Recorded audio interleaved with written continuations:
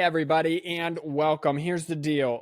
The sound bites are really just pissing me off, so I'm not going to use them. I asked my brother, I am buying a computer that can handle the load in order to create the sound bites and create good clips and make sure everything runs smoothly. So until that time, until I get a computer, everyone go bug my brother because I'm waiting on him because he's the computer dude. I'm waiting on him to tell me what to buy.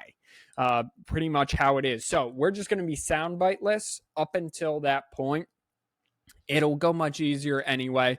So let's just go ahead and get started. The NFL draft did start last night, and the least kept secret of all time, Caleb Williams went first overall to the Chicago Bears. The Chicago Bears also had pick number 9 in the draft because they had pick number 1 actually was owned by Carolina, who had the worst record in the league. But last year, Carolina traded this year's first-round pick for the Bears' number 1 overall pick last year and selected Bryce Young. So that's why they have 2 picks in the top 10. With pick number 9, they also chose Rome Odunze out of Washington.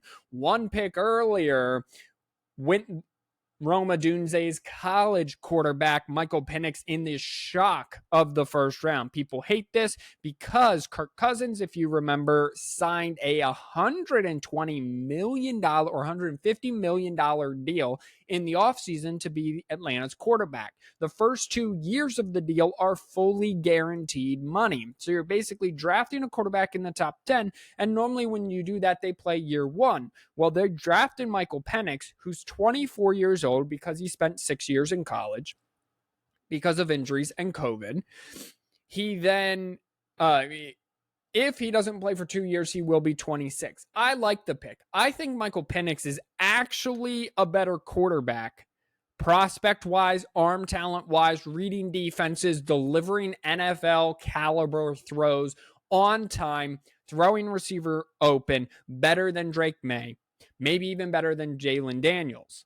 Definitely better than J.J. McCarthy, who went 2 picks after Michael Penix who went to Atlanta. He went to the Minnesota Vikings. However, JJ's fit is much better. They have the number 1 wide receiver in football in Justin Jefferson. They have a strong offensive line. They have a good defense. They have a good tight end, a good running back, a great offensive-minded coach. So JJ, I think, is actually set up to succeed early and often in the NFL. 2 picks behind him, the 6th quarterback of the round went, and that is Bo Nix to the Denver Broncos. Bo Nix, also 24.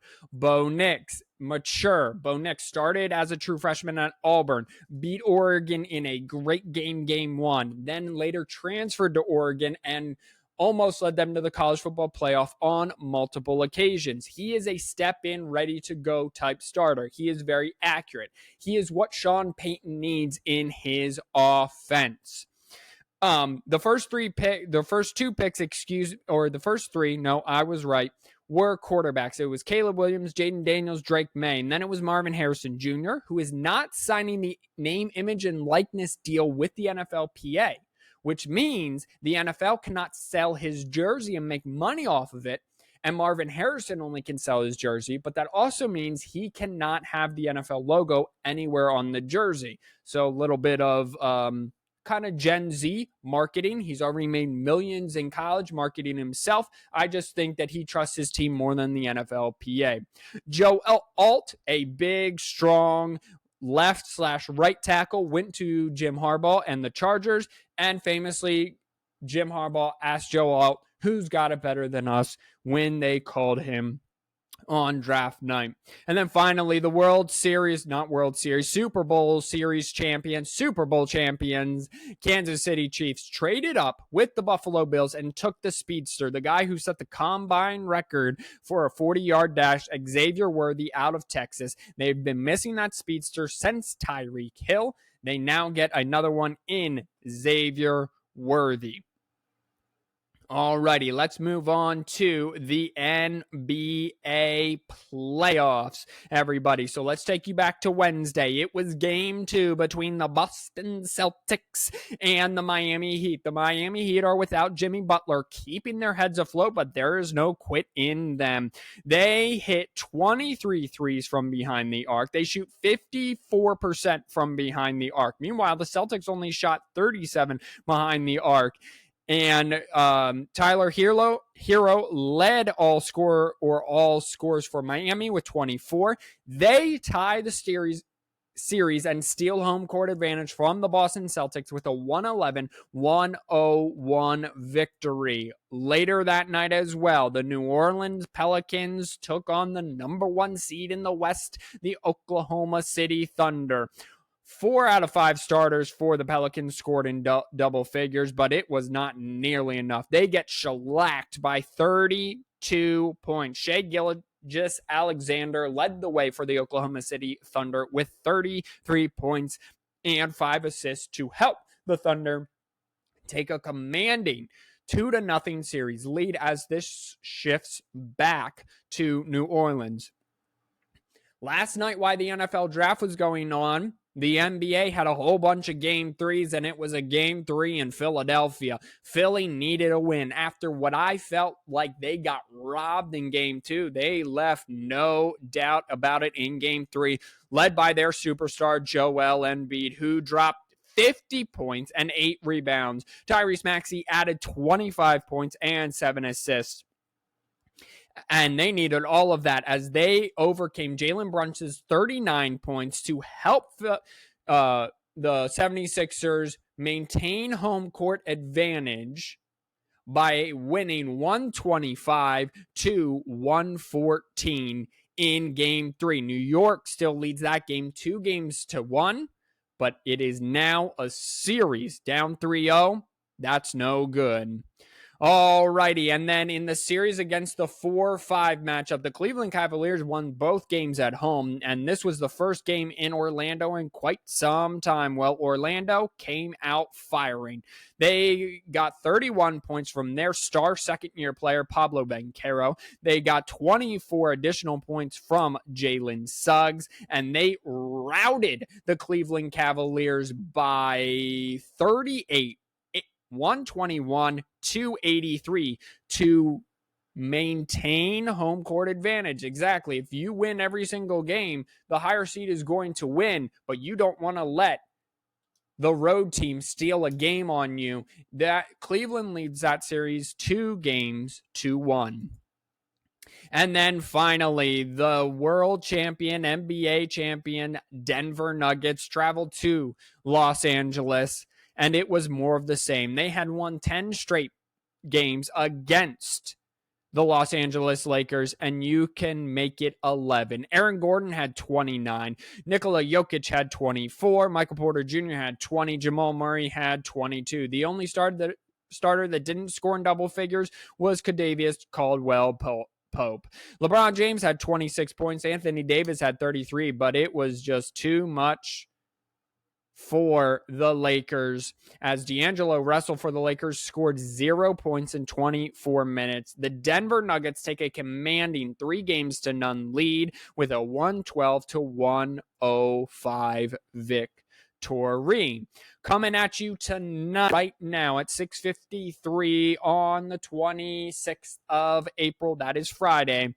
The Pacers and Bucks are interlocked in a game 3. This series is tied at 1. The Pacers at halftime lead the Bucks 67-55.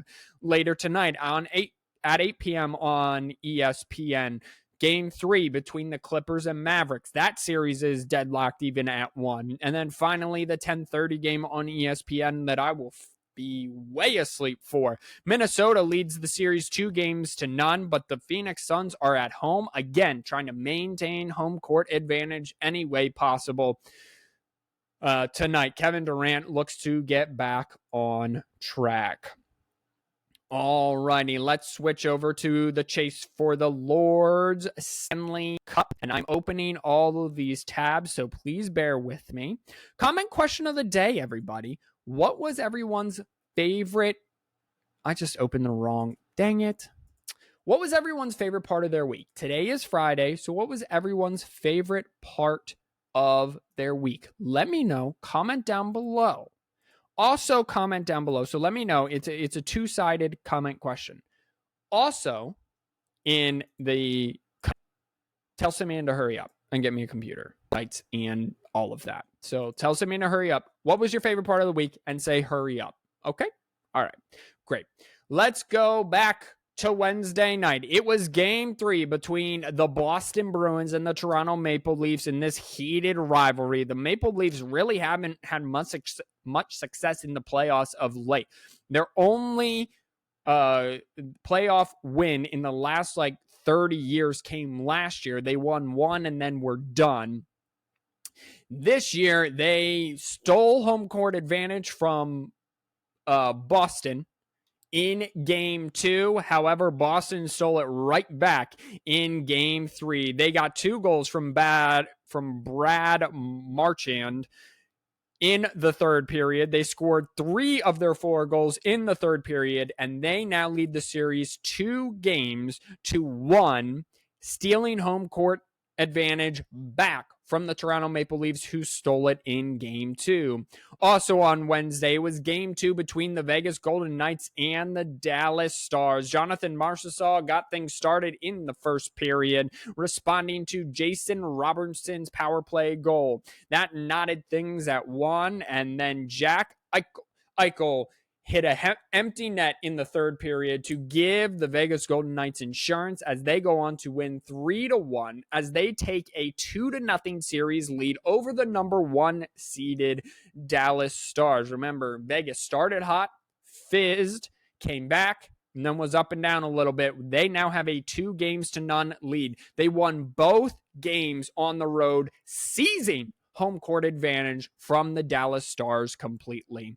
And then last night, while the NBA and NFL draft was going on, hockey just keeps on keeping on. In game 2 between the Los Angeles Kings and the Edmonton Oilers, the Edmonton Oilers put up 7 goals in the first game, and this had 9 combined goals. It went to overtime. Adrian Kempe had 2 goals for the Kings. Dylan Holloway added 2 goals for the Oilers himself. However, it was Anze Kopitar.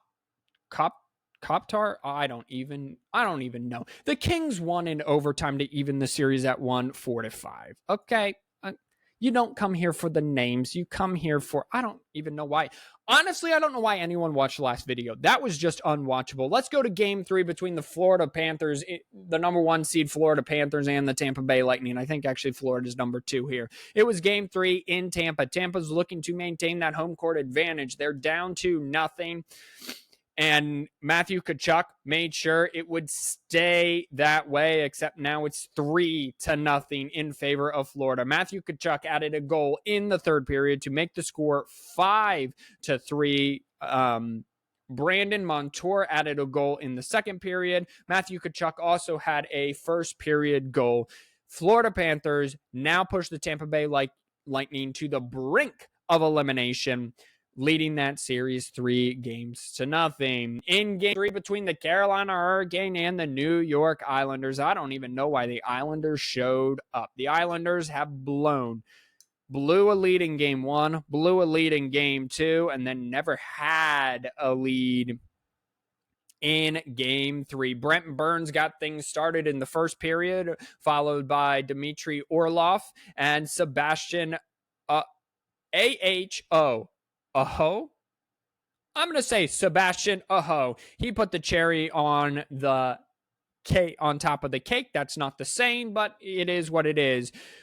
2 goals in the first, 1 goal in the second period, no goals in the third for the Carolina Hurricane as they take a commanding 3-0 lead. Coming at you tonight on TNT, starting at 7 p.m. our game number 3 between the Rangers and the Capitals. Rangers maintain a 2-0 series lead over that. At 7:30 on TBS is game number 3 between the Canucks and the Predators. That series is tied at 1. Edmonton and the Kings have their game 3 with their series tied at 1. Jets Avalanche, now back in Colorado, have their game 3 10 p.m. on TNT. Saturday will be game 4 between Hurricanes Islanders. Islanders trying to stave off elimination. Game 4 between Panthers and Lightning. Lightning will try to stave off elimination. It will be game 4 between the Bruins and Maple Leafs. Bruins lead that series 2-1, and it will be game 3 between the Dallas Stars and the Vegas Golden Knights. And the Vegas Golden Knights lead that series 2-0. And then real quickly, because I didn't get into it, and I want to make sure I get into it, Sunday, the NBA schedule is game 4 between the New York Knicks and the Philadelphia 76ers. It will be game 4 between the LA Clippers and the Dallas Mavericks. That they play game 3 tonight. It will be game 4 between Milwaukee, Indiana. They're in the middle of game 3 right now. And it will be game 4 in between Minnesota and Phoenix. And they play game 3 tonight as well. So right now it's 2-1, 1-1, 1-1, 2-0 for all of those series in that order. Thank you everyone for being here. Sorry if I wasted your time, but also I really do appreciate you being here. Know that God loves you. I pray God blesses you. We'll see you on Monday. I'll catch you all up from the weekend. Again, comment down below. Hurry up, Simeon. Until next time, God bless you and peace out.